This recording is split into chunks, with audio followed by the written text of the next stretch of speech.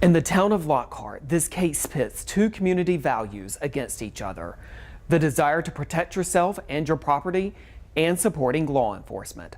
Tonight, the deputy defends what happened, even as the case against his shooters crumbles.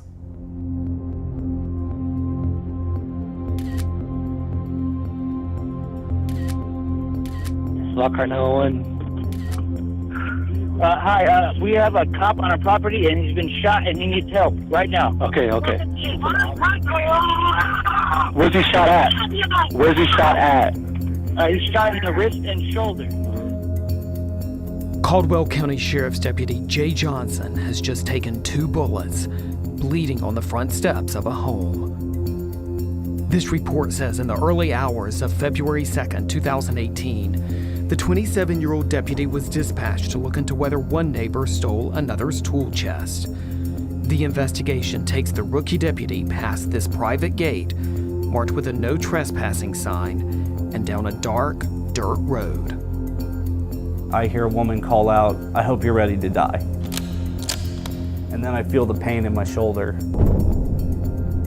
And I realize that I'd just been shot.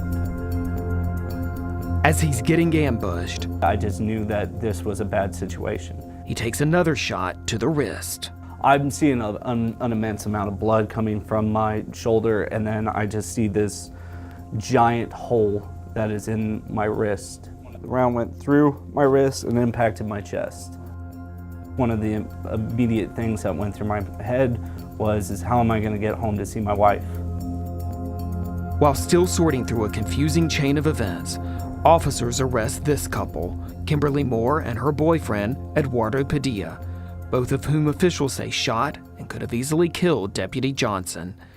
He spends the next 6 weeks in the hospital and has more than 24 operations in all. It was absolutely a struggle because I was in and out of surgery almost every single day. Over the next year, Caldwell County treats the Army vet as its hometown hero. He becomes a symbol of how police work is so dangerous, so deadly. Some start the hashtag #JLivesMatter. The local paper gives him the Best Deputy Sheriff Award, and he goes to the Capitol to meet Governor Greg Abbott, honored for nearly making the ultimate sacrifice. I've never felt so loved, though, because the community came out in just waves and waves of support. District Attorney Fred Weber starts collecting evidence and hears recorded statements the couple gave investigators that night. I didn't see any police lights not coming in or not pulling up to our fence, and he didn't say anything as he was coming down the driveway, so I had no idea who he was. There wasn't even a patrol car out front. And it wasn't until we shot that he started screaming, "I'm a cop, I'm a cop." DA Weber says Deputy Johnson made a number of mistakes that night that put him right in the line of fire. For starters, he didn't turn on his overhead emergency lights to signal that a deputy was in the area. And he went onto private property in the middle of the night with no backup, even though there was no real emergency. But in March, these two shot and injured a sheriff's deputy, but tonight charges against the couple are dropped. The shooting happened outside District Attorney Fred Weber dismisses the case against the shooters.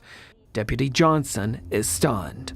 I was expecting to go to trial, basically tell my story there, and then see what the jury had to say about things. Neither Weber nor Sheriff Daniel Law would talk on camera. But in this statement, the sheriff says he supports the DA's decision to drop the charges. After I got out of the hospital, things started to kind of shift.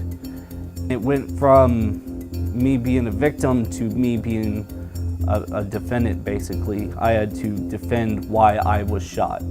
To the sheriff and the DA, the deputy who almost lost his life put himself in harm's way. And Moore and Padilla exercised their legal right to defend themselves from possible harm. They spent 4 days in jail total. Deputy Johnson says he feels cheated, that the two people who shot an officer in the line of duty will go unpunished. They're gonna go back to their life like it was nothing, where I have to bear these scars for the rest of my life.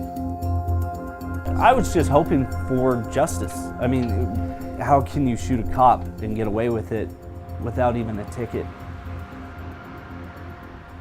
Deputy Johnson is still on the payroll for the sheriff's office, but on medical leave. The DA and other officials who reviewed this case say one thing could have helped resolve what really happened that night.